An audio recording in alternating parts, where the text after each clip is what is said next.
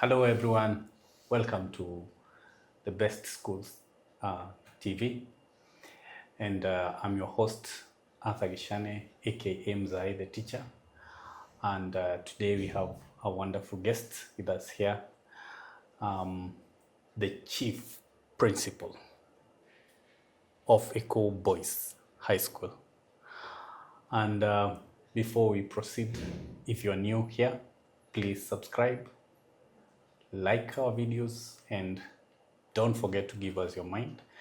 Comment on our comment sheet just below here. So, Mr. Mbae, Yes.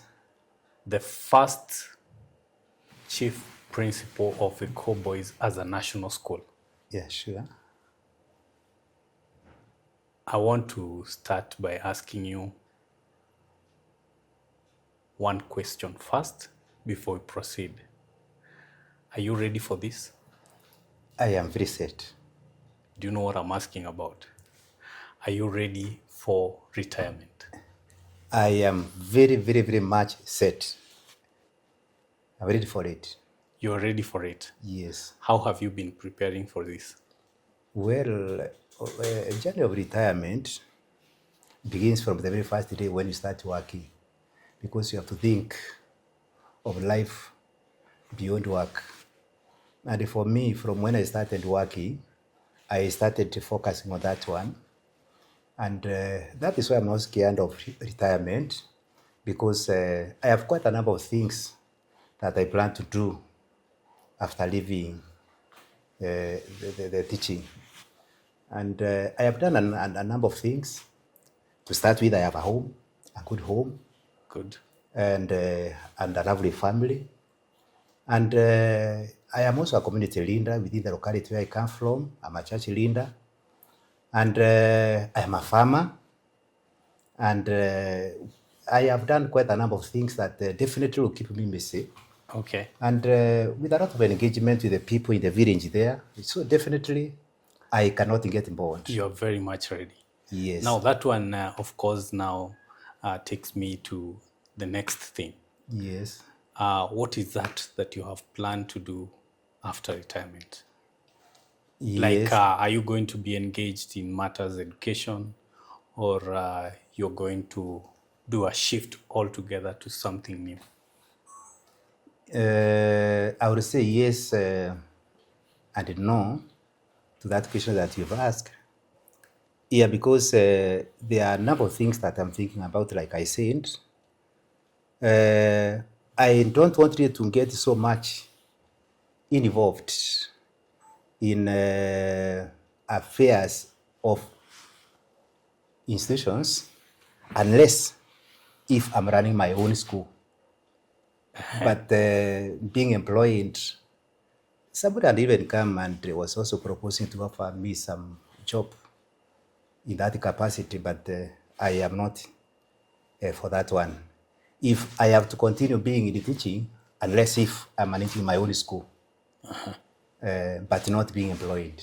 So tuseme sasa uko na kampango ya kashule? Yes, kuna kampango, although it has not taken shape, but above that one, there are so many things that I plan to do, and of course I'm even doing even now. Okay. So Yeah. what you have been doing is what you will continue doing. Yes. And some of those things, you know, this discussion today, I know it will be watched by teachers who are working right now. Yes. And maybe if you don't mind, what are the few things that you are talking about that are they mentionable? Like, Yeah, I'm they doing are- they are- 2, 3. Yeah. Yeah, they are mentionable because they are not really secretive. Yeah. Like I said, if you want to fit out there upon retirement, you must focus on it from the very first day. And it is good that you know I started my teaching profession within Ichuka, and where I was residing, I started thinking about my life after work.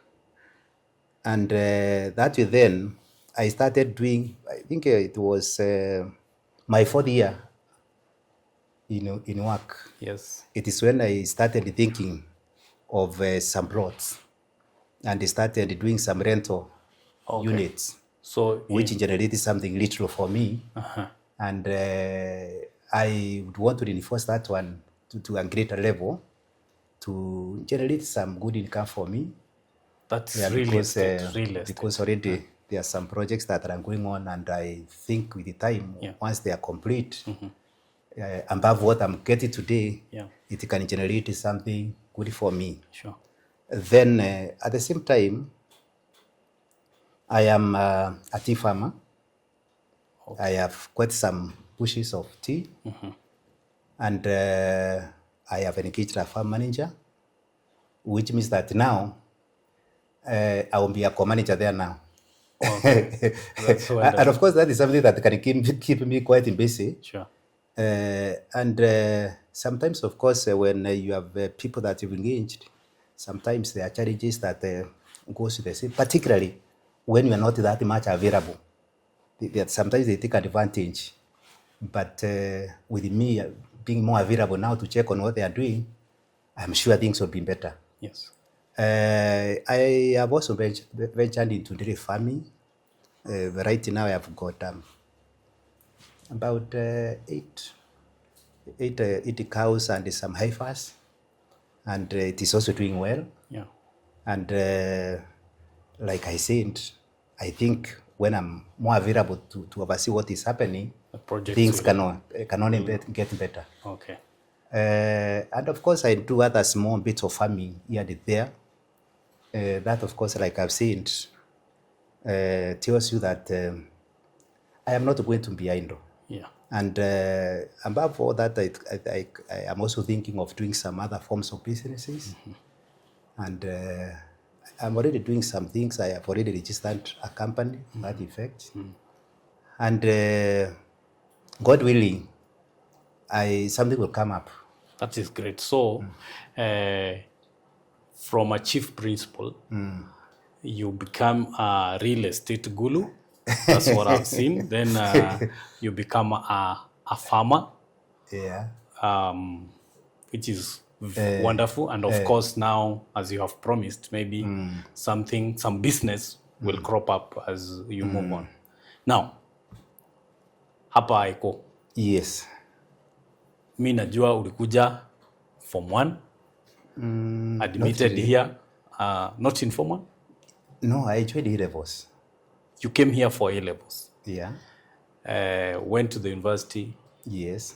And you came back as a teacher. Yes. Then deputy principal. Yes. And now chief principal. Yeah.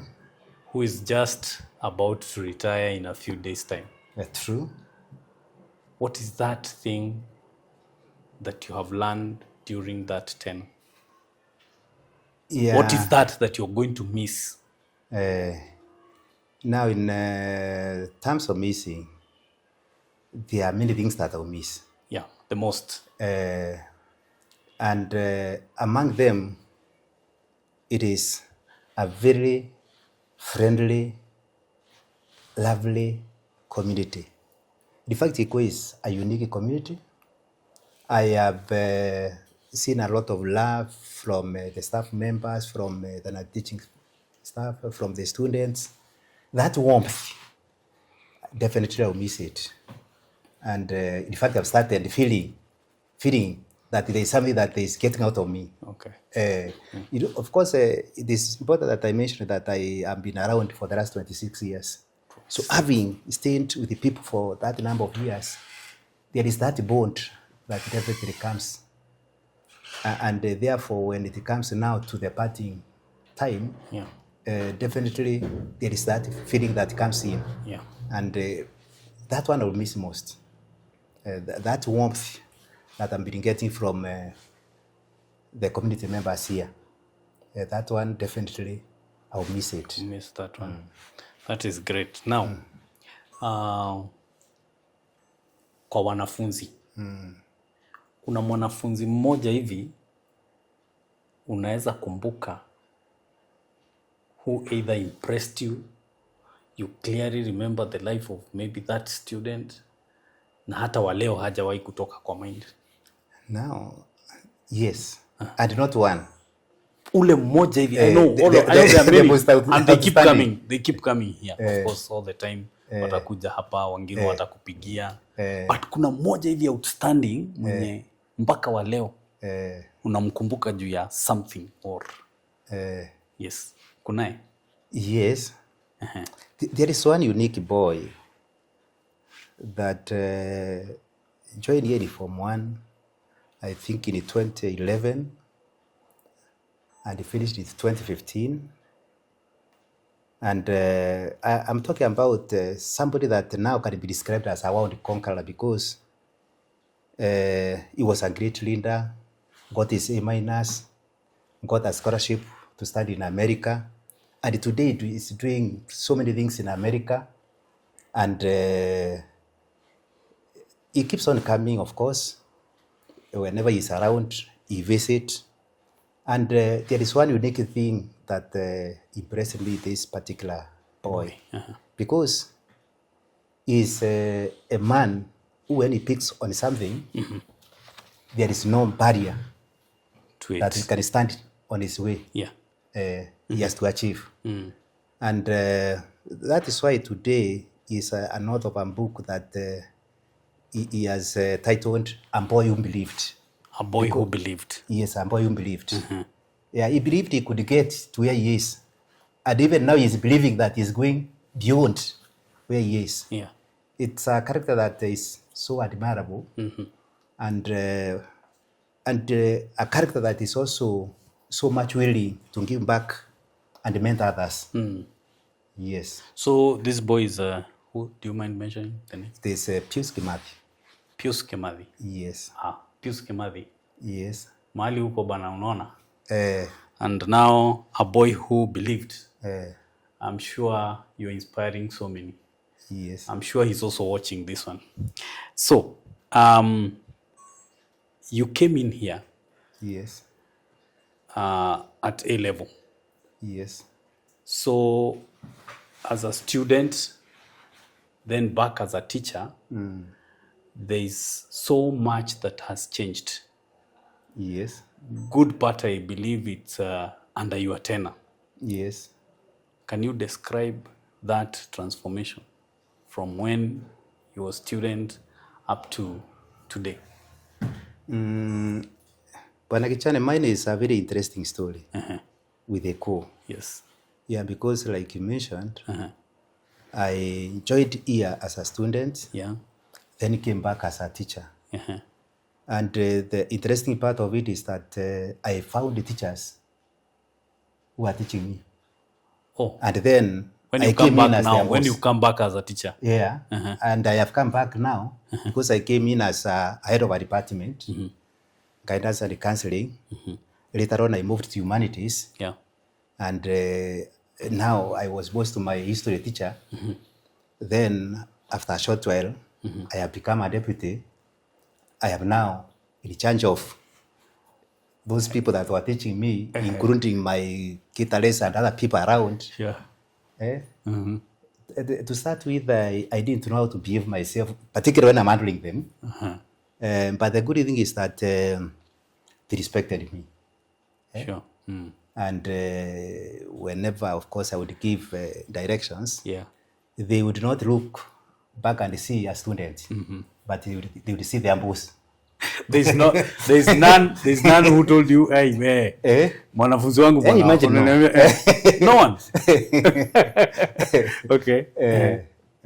So that is it. That's about the people that you met. That is the What people. about now the infrastructure? Yeah, When you came in now as a student and now in as an as a teacher, as an administrator, in terms of infrastructure? So when I came back, Yeah. because I left here in 1987, came back in 1998. Nothing much, and it's changed about infrastructure. Since when There you were a wasn't student, much that had changed. All right. Because like I remember when we were students, there were no bathrooms, there was no water.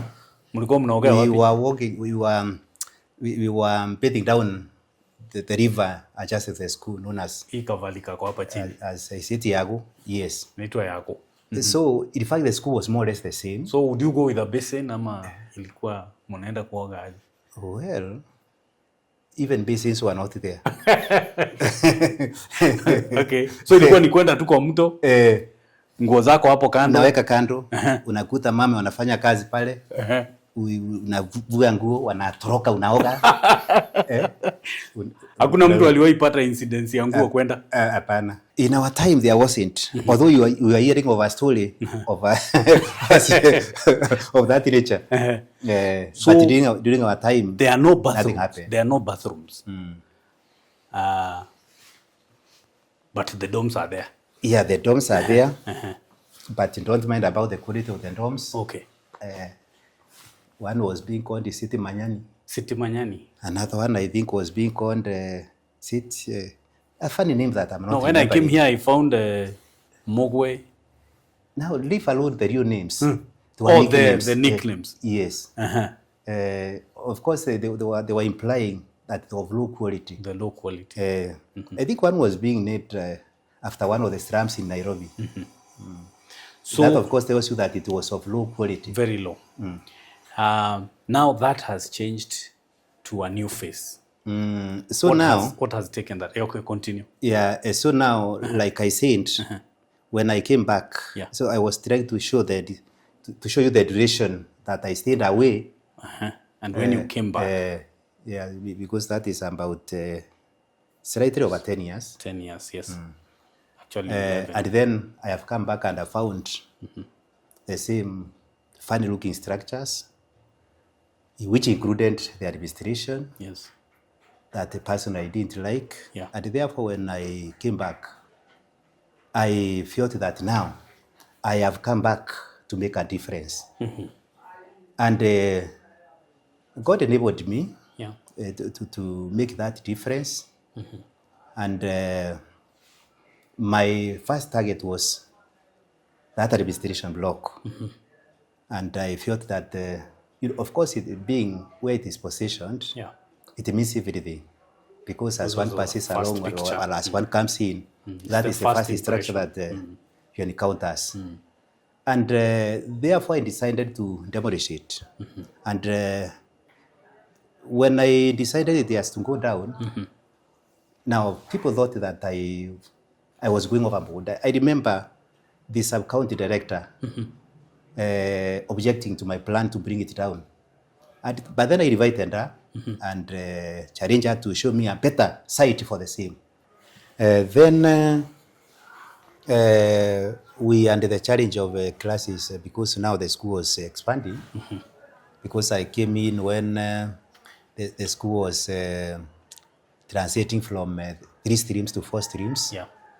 And the ministry had just recommended for the upgrade of the school in terms of streams, but then there were no classes. So again, I was encountered by the same challenge that spaces for putting up structures were limited, and therefore I had to do again demolition. There were some classes that I brought down and created 1 floor. Yeah. And the school continued to expand, and we got to the 5th stream, and that problem still. At that point is now a national school? Yeah, I started doing that one before it was upgraded to national school. To national status. And when it is upgraded, that is when we continue to expand, and that is when now I decided that now I have to think differently. Yeah. Because the demands for classes was growing, and the school was set to continue expanding. Yeah. So that is when now I came up with a good plan of doing classes that would carry several floors. Yeah. And that is how I came up with the idea of putting up that block of classes that you see. Sure. And I decided that I should not only sort out my problem or the problems within my time, but even sort out for whoever will come after me. Because now whoever comes after me, if we think of expanding, you will not think of struggling. It is a matter of extending that block. For the story one. It is a matter of extending. Yeah. Then, as this was happening, of course, we had to address the challenge of accommodation. Yeah. And I began by putting up that two-story dormitory that is behind the dining hall. And finally, we did this other new dormitory that is here, that is 3-floored. And that, in a way, has brought, I would say, transformation of the school, because the school that I'm set to hand over, of course, there are several other minor things that I have not mentioned. And today, the school that I'll be handing over to whoever will be coming, it will be totally different school from the one that I inherited. In fact, I have done 80% of what you can see around. Yeah. So Yes. as you hand over, Yes. is there any piece of the infrastructure that you met when you came for A-levels that you are still going to hand over? Yes, including my classes. Your classroom is Where I stand in. it has not been That altered. one is still in place. Which other part? Eh? Which other part? Eh? Which other part? Yeah, now you can see there is this block behind here. Yes. There's the one I saw the work that block. next to the dining hall. In front of the dining hall, there's a piece where the Yeah, canteen there is now. that piece, and then there is this rear block. The classrooms. Those are the remaining ones. The other one was dome. Not really. It was still it was still classes. The one that The one in remaining, front of where the canteen is. the one that is housing the canteen, that was a dormitory. What is the name of the dome? That time it was called Kangangi. Okay. And it was the best in dormitory during our Then, time. okay. And personally, Could it be the reason why it is still being left at a small piece? well, of course, we have some of us who feels that we should not do away with those structures that reminds us of where we come from. Vintage, eh? And but that is not the reason why I have not brought it down. Okay. Only that I had a plan for it. I wanted to bring it down and put another structure to accommodate whatever is being done there, because today it is a canteen. It is part of it is building construction workshop. Part of it is a store. So I wanted to do a new thing, a better thing somewhere else. But then that one will be done by whoever will come after me. That is if you buy that, if it will be of the same vision. Okay. So old boys mnasikia wale walikuwa nalala Kangangi. Kangangi bado iko na kapisi kamebaki pale. So you still can come and see. Na hapo ndio kantini inauziwa, right? And myself, when I was here, I made a lot of effort to get to Kangangi. To get to Kangangi. And I succeeded because I stayed there for 2 weeks. Only 2 weeks. It was the best. It was the best. That's wonderful. So now, in your tenure as a teacher, now as a chief principal, there are so many changes in education that have occurred.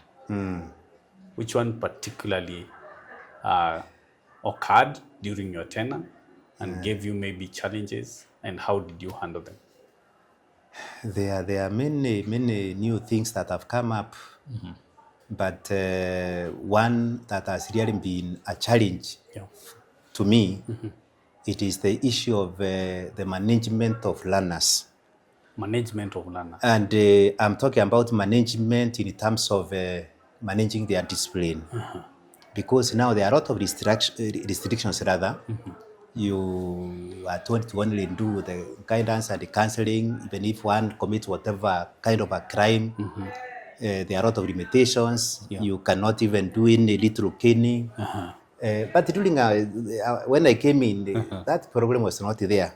And just like it was during our time. And then a lot of contradictory policies that don't do this, don't do this, including the management of fees. That even when you have a challenge, the government is on you. Don't send students home, yet their needs to be met, and you need money. And these changes are really challenging, and they are causing trouble in the management of institutions. And that is one thing that really give you a lot of problems. there has been. So now two quick ones. One, you've said there is the generational change. Yes. So the students' management has changed. Quite a lot. I'm sure also the parents also have Quite changed much. Quite much. So wazazi umekuwa ukiwa handle namna gani? I tell you Bwana Gichane, management of parents and learners, it is totally different from the way it was being done during our time. Yeah. You have to apply a lot of diplomacy, you have to have a lot of patience. Which is very okay. And above all, you need the grace of God. Yeah, because sometimes you find kids conspiring with their parents against you. You are out to assist them, but they conspire to fail themselves, thinking sure that they are fail, thinking they are tackling, they are failing themselves. So they want you to fail. They don't know that when you fail, it's actually their business that fails. Exactly. And it is really a challenge. Yeah. So now the next one is about the discipline of the students. By the way, listeners, I have also taught here at Ikuu Boys. Yeah, true. I can came confirm. here for my teaching practice in 2007, and later, Mr.Mbae gave me some job to work here. And of course, while we were here, we faced challenges, some few challenges here on matters of discipline. Yeah. But in one way or the other, we were able to handle them. Yeah, sure. So during your now era as the chief principal, have you had challenges that you feel these ones, it's almost impossible to handle them? Well, in administration, Yeah. it is all about managing challenges. Sure. And Day in, day out. Yeah, day in, day out. And when you are described as being successful, it all depends on how you manage those challenges that you encounter. Sure. And well, every day is a day of challenge, like we've said. And at one time, I don't know how I describe this, because there was a wave of unrest across the country. In schools. And our students started feeling that them who are not engaged in unrest, they were lesser students. And they really struggled to join the others who are causing distraction. Yeah. And that is the greatest challenge that I have faced in my administration, where there is nothing on the ground to arrange trouble, but a student thinks that they also want to be like the others. Yes. For no good reason. Inaitwa copy paste. And then after causing some distraction, then they are here stranded, confused, not knowing to do what next to do. So that is called copy pasting. Yeah. So they want to be like the others. They just want to be like the others. Sawa. So hiyo mambo ya challenges kando kidogo. What is the best moment that you will always recall while at yeah, of course there are memorable moments, I would say, but the most memorable, yes, I would make reference to the year 2012. 2012. But then what I'm talking about took effect in 2013 because I'm talking about the results of 2012 that we received in 2013. The results of 2012. Yeah, 2012. Where the print media was decorated with the stories of Ikuu. Yeah, because we had done so well. Yeah. And some of our boys were appearing even on the top page. Yeah. It was very exciting. We are the 3 in the top 100. Top 100. Yes. And in the Eastern region, we had number 1, number 2, number 3, number 5, number 6. And of course, at the county here, there was no match. It was a very exciting moment. You've never forgotten that. Yeah, that one I remember. And those students of that time, they were passionate about their studies. And there are people that even when we meet out there, out of whatever happened, that those good times that we had together, the great performance, we have established a very strong bond, even where they are. We do engage. Yes. Now, is there a method of teaching, of delivering, that you have discovered maybe is better than all the others that are applied? Yeah, sure. Bana Kichana, I need to tell you that I have taught. Yeah. And I've done well. Yes. I taught history, I taught CRE, I taught social education and ethics. And in all this, even when I was teaching as an administrator, as a deputy and as a principal, I was doing very well. And I would really challenge those teachers that we were teaching with in terms of performance and also in terms of coverage of the syllabus. One method that I've seen work very well, it is where you toss learning to the students. You guide them, but of course in a systematic way, or now to work themselves. Because where you are giving them everything, they tend to relax. But guide them. And of course, you have to make them understand what is happening. That if it is a topic that you want them to cover, guide them. But then, of course, you have to be careful because you have to devise a method of ensuring that whatever you've given them, they have done. But where the teacher is doing everything for the students, of course, they will perform all right. However, where they are more involved in the learning, it works best. It works best. Because that which one has struggled to get, one hardly forgets. And I think that is why it was even working during our times, because this rule of giving the students only 25% and then they look for the 75%, the teachers of our time were really applying that one. And that is why there was nothing like sleeping. Actually, I hear that, I don't know, I only hear that story. I don't know whether it's true. Kulikuanga na hiyo kitu ya kuweka miguu kwa karai. Is it true? It is true. You did it yourself? I did it myself. Na kufungilia jogoo kwa mguu? Hiyo So you're telling me wewe umeingiza mguu kwa karai? That is it. Mpaka maji inashika moto. Unasikia imeshika moto. To keep you awake. So now, teachers Gen Z, Chief Principal Mr.Mbae is telling us that the best method it's called the discovery method. Yes. Where you give the task to the learners, then they are able to discover by themselves, but with guidance. Right? Yeah, that's wonderful. That is it.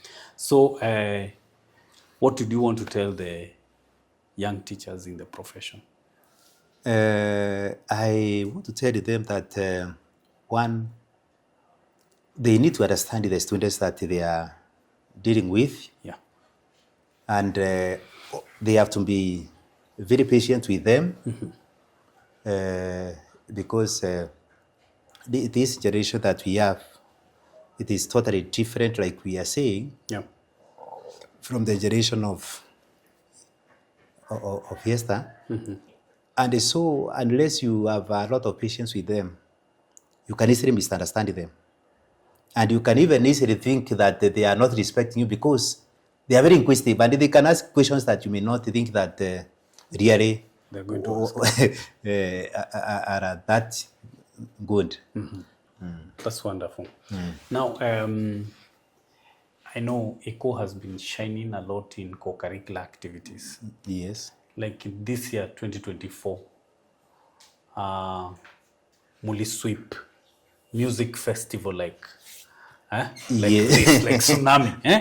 Actually, if you're watching this video, please keep it to our channel, because tutakuletea the items that Ikuu inaitwa IQ imechapa 2024, and I'm sure zingine utaziona mpaka nationals. We are going to post them right here. So you've been supporting co-curricular a lot. Yes. I'm a witness, I know that. And which is your best moment, best team, best performance? Which one has touched your heart while you are here? I would talk about, we are talking about generally the co-curricular activities. Co-curricular zote, yes. Yeah, one area that I would say I have been very passionate about, and it has never disappointed. It is the science and the engineering fair, because for the years that I've been here, there is no single year that you have not gone to the nationals. And of course, I have given them the required support, but it is not the only activity that goes all the way to the national. We have others, but that one has been of much interest to me, because in addition to enabling the student to discover their talents and also make inventions, though it also awakens them in academics. But then, of course, even in other activities like music, I think it is only one single year that you've not got to the nationals. The racquetting games, most of the time we go up to the nationals, including last year. Chess, we are now in it, and you are in the chess championship. Yes, and of course we've been going up to the nationals. And now our target is to go beyond the boundaries of Kenya. East Africa, maybe. Yeah, and it is achievable. That is wonderful. There is this mtaala mpya wa elimu, the competence-based curriculum. Yes. CBC. Yes. Yeah, this curriculum, personally, I like it, because like I have mentioned, learning that involves the learner, it is more effective. And I think that is what this curriculum is all about. But what I'm unhappy about it, it is the way it is being implemented, because I think we may not achieve. You mean? The way it is being implemented, with limited resources, with the, like now, is it grade 8 or what? With no teachers. We are at grade 8 years, of course. How is it going to work? So you have as a concept, it is a very good curriculum. As a concept, a very good one. So now the challenge is on implementation. That is it. There is a whole mess in it. So there was a plan to bring grade 7 to high school. Yes. Then it changed and went to What were your preparations then? Well, I would say I was not very prepared. I want to be honest, because it was a new thing. We are not being made to understand what it was all about. And were it not of the challenge of the facilities, because like schools are seriously congested. I would think that the best thing was to have these kids in high schools, because they would have Access to found a lot of resources, personnel. If the government was able to address that one, because if I were the government, I would have brought them to secondary schools, but then identify those schools that have got the challenges, think of how to assist them. And of course, there are many schools that do not have enough enrollment, and they would have absorbed quite much. So nilikuwa na kamwa Kenya hapa, lakini akakuwa na hii swali. But now that you have mentioned, nikurudishe nyuma tu kidogo. If you are the government, now, do you have any intentions of vying for any seat at one time? Well, the reason why I'm not quick in responding to that, it is, like I mentioned, I come from a teen-growing zone. Yeah. And right now, as we talk, campaigns are on for directorship of factories. Okay. Yeah, the other posters that also comes in those kind of zones for the circles. And delegation was sent to me, requesting me to go for one. But then I am not yet decided. But then, of course, when I stated, they said that because we know you have not yet cleared with your other responsibility, let's give you time you clear as first. You think. But the next round, we are coming for you. I am thinking about it, but I am not yet decided. But most likely, I will not go for it. Most likely. Most likely. But when you see them coming for you, it means there's something they have seen. And of course, having you said something very important. Actually, I've never had that. That a successful administrator, a successful leader, you are gauged by how many, how much, and how huge the challenges you have solved. Yes. That's what will gauge you. Yes. These guys could have seen you have solved so many challenges, ndio maana wanakukujia. Hata labda ya MP watakukujia. Lakini wacha tuangoje, si ndio? Sasa kama Wakenya kangu kako na tumambo hapa. What legacy do you hope to leave behind at Ikuu? Now, what will you term as your legacy? Yeah. The challenge with education is that sometimes self-assessment is not easy. Sure. Yeah, because you may do something and you think you have done it well, but when you assess, it becomes negative. I would want people to judge me and think of the legacy that I will leave behind. But I know I have done quite much. I know I have transformed the school in terms of infrastructure. I have had people talk about that one. I know I built a rapport with the community. Sure. When I came in, the relationship with the community was quite poor. And I deliberately decided to bring them on board by creating a forum for stakeholders. I remember in the first engagement, I had to throw our own pool for them. And I made them understand, this is your school. And it worked very well. Sure. Yeah, because from that time, the information about what was happening in the surroundings started flowing in. Something that was not happening before. Okay. Yeah, because now there was that ownership that set in. And they would even confess that before you did whatever you did to us before you recognized us. We would see bad things happening, but you not bother about them. But because now you made us understand that this is our school, we are going to defend it at all costs. Yes. Today, if you misbehave out there, Report in fact, there are occasionally some students even misbehave out there, and sometimes they get arrested by the villagers. Yes.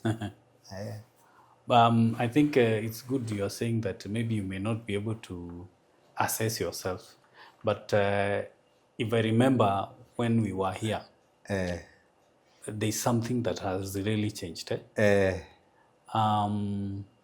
I don't think there was any manicured flower bed around. There was none. Dom hazikuwa safi. And that didn't bother us a lot. Boys were not very clean. Siwashambuli sana lakini old boys siwashambuli sana but hata nyinyi mnajua the level of cleanliness was not where it is today. So for me, I have seen the transformation of the beauty of the school, the aesthetic. Na sahi hata ukitoka nimeona ukuta imewekwa maua. I think the face value of the impression that you get the first time you get here, actually not here, the first moment unafika pale kwa ukuta, kwa perimeter wall, beauty hapo kumeacha hivi. So maybe you said you have a nice home. Now when you now officially retire, I would want to visit your home. Kama hapa umefanya hivyo, ningetaka kuona hiyo boma vile tembea. Nitembee. Because like I was na nikitembea tutafanya video waone. Okay. Tutafanya video waone. Nataka confirm. Yeah. Okay, thank you. Keep it here. Which is that trophy that you handled like this and you felt that this one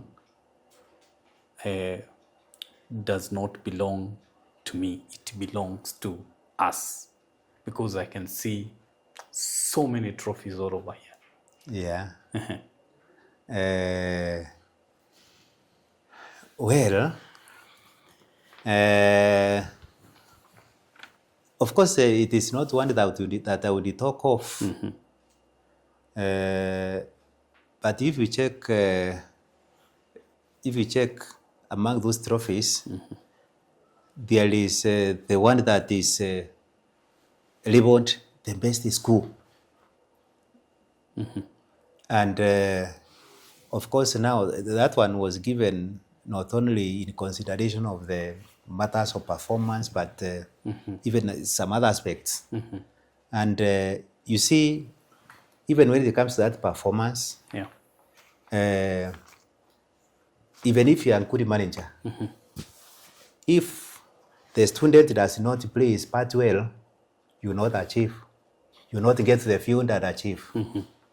If the teacher does not go to the class and deliver, even if you are the best teacher with very good ideas, you not deliver. But it is that concerted effort from the teacher, from the non-teaching staff, by you preparing even meals for them to be comfortable. And good meals, the body members by ensuring that the environment is conducive and giving the necessary support. And so you cannot really talk of success in isolation. Sure. It is a concerted effort. Yes. So I never asked you about your schooling, why you decided to choose to be a teacher. Hiyo yote sikuuliza. Nataka uguzie hiyo as you tell your students something that will make them remember you in relation to your career, mpaka mahali umefika. Hiyo kitu yenye itafanya wanafunzi wakukumbuke. Which one is that? I don't know how to answer that one. But kuna wacha nikusaidie kidogo. Kuna kastori uliwapea asubuhi. In your last assembly. You told them that I came in here as a student. I came back as a teacher. And now I'm your principal. And later, nikitoka, we shall still belong together because we shall be, all of us shall be alumni of this school. See? Yeah. So, in one way or the other, you must have touched somebody or one of the students because anaona that student mwenye alilala pale now a teacher, then chief principal, alafu bado tutabelong na yeye in the same club association ya alumni. You see, that's something touchy.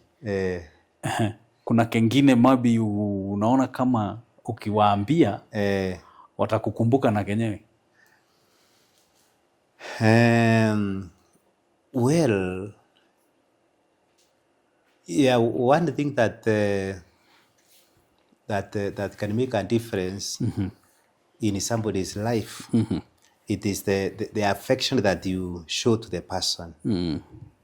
You remember, to make a difference, that's the same assembly that you are talking about.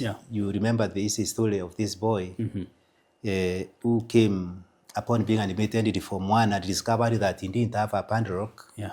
And then he sees me. That time he has not even known I'm the school principal, but he has seen somebody moving around. And then he inquires, who are you? Who are you?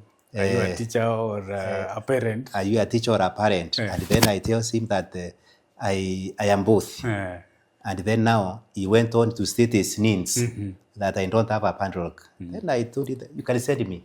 I can buy one for you. And then he gives his little coins. And then I goes. And there is, I remember there is even another one that I did not even require money from him. I went and bought for him. And that, of course, you can see that boy 4 years down the line is remembering the same. Yes. And many a times, students see his teachers as enemies. Because especially if you are deputy principal, ama principal, lakini sana deputy. Kwanza wakati ulikuwa deputy sasa. But I will tell you that even when I was a deputy, they so much liked me. I remember at one time we had the parents, and when I was called out to get we had education day, when it came to my turn to get my gift, and my name was called out, they really applauded. And then I remember somebody, I'm the deputy, I remember somebody asking, why is he this popular with the students? Does he really do his work the way they should be? Then the principal handed it, and they told him that he does it perfectly well. So my experience is that even if you are very harsh on the students, so long as they know your intentions are right, they cannot hate you. Actually, it's not being harsh. It's being firm. That's another one. You're firm and very friendly. Because even as a parent, you need to be firm and at the same time offer the love to your children. Talking about the family. We have a lot of family issues nowadays. Yes. Family breakage. Some of us are unable to manage family affairs and all that. How have you managed, how have you balanced your work and family? Well, I would say I am able to balance the two. And, you know, when you come around, you can easily think that I don't have a home. Because you are likely to come at around 4 a.m. and you find me here and moving around.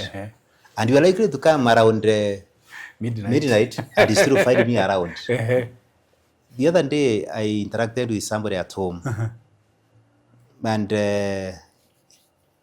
he was wondering whether I am very committed in school.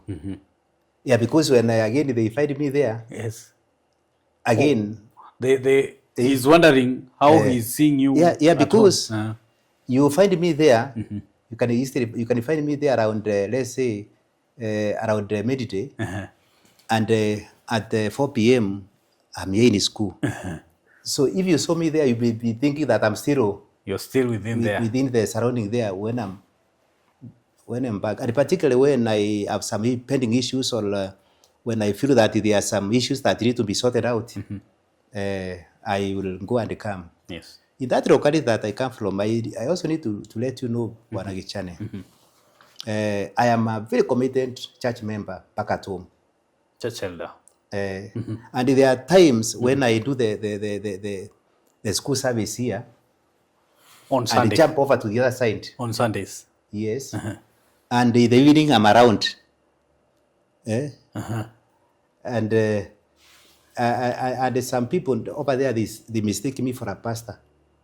And if I even go to where I come, because you are so much committed to the church affairs. They talk about Mbae's church, Kanisa ya Mbae. So if you want to know my home very fast, when you get to that locality, ulisa ile kanisa ya Mr.Mbae, the principal Ikuu Boys iko wapi? Ala.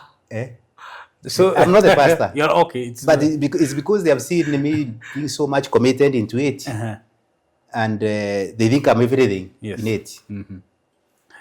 Wanaita kanisa ya Mbae. Na umefikiria na unaweza kuwa umefikiria pia kukua pastor? Ama hiyo ni ngumu? Ni ngumu. Although again, that proposal been put on the table by some people who thinks that I can be a good pastor in that church. But for now, they wanted you to take over the church, or to come up with yours. Yeah, to create a forum there for me. But I'm not keen on that one. Okay. Because I know it is, you can serve God in other ways, not necessarily by being a pastor. Okay. So that is good, and my viewers, you can see, especially teachers, and anybody who is working. Family is very important. The family unit is very important, as Chief Principal is also telling us here. And it's about balancing. Be available for the job, but don't be available for the job and be unavailable to your family. Be available to the job and create time for your family. Si ni ukweli? Yeah, sure. Kabisa. Unaona education system in Kenya ikienda wapi?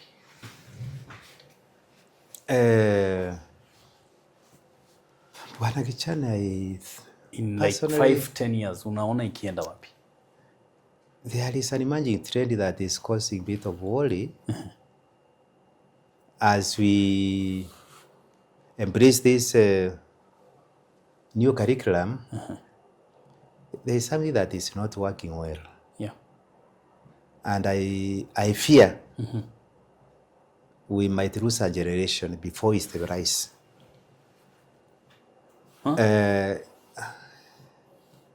Yeah, that's a reality. In fact, if you look at it critically, you get that fear.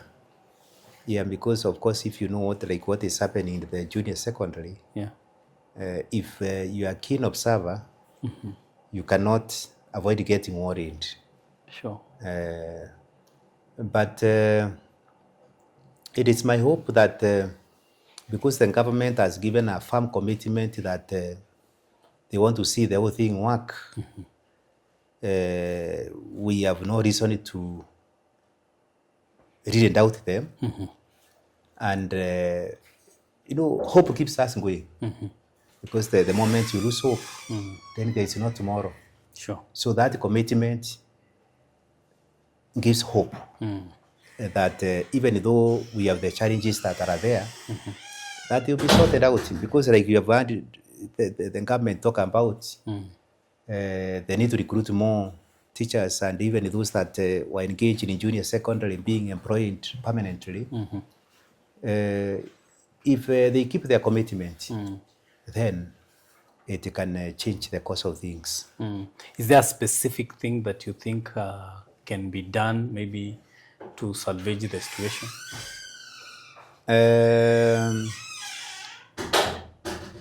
In fact, there are two issues that are very pertinent. And this is the issue of mobilization of resources so that we're able to put facilities and meet the running needs. Yeah. And then there is an engaging of the personnel, because again, even if you have the resources, but the personnel is not there, these two things will not work. Yes. To me, if these two issues are addressed, then there is the future. There's a future. Wonderful. So now, sasa ni kutoka unatoka. Yes. Na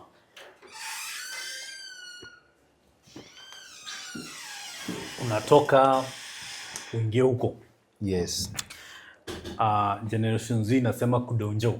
Nisikia wakisema kudonjo, kudunda. Sasa wewe ukidunda huko nje, what are your hobbies? What is that thing that you'll be doing as your hobby? What is your leisure? What will you be doing for leisure? One,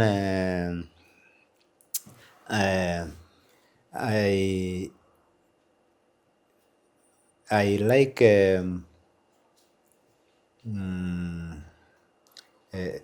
how would we call it?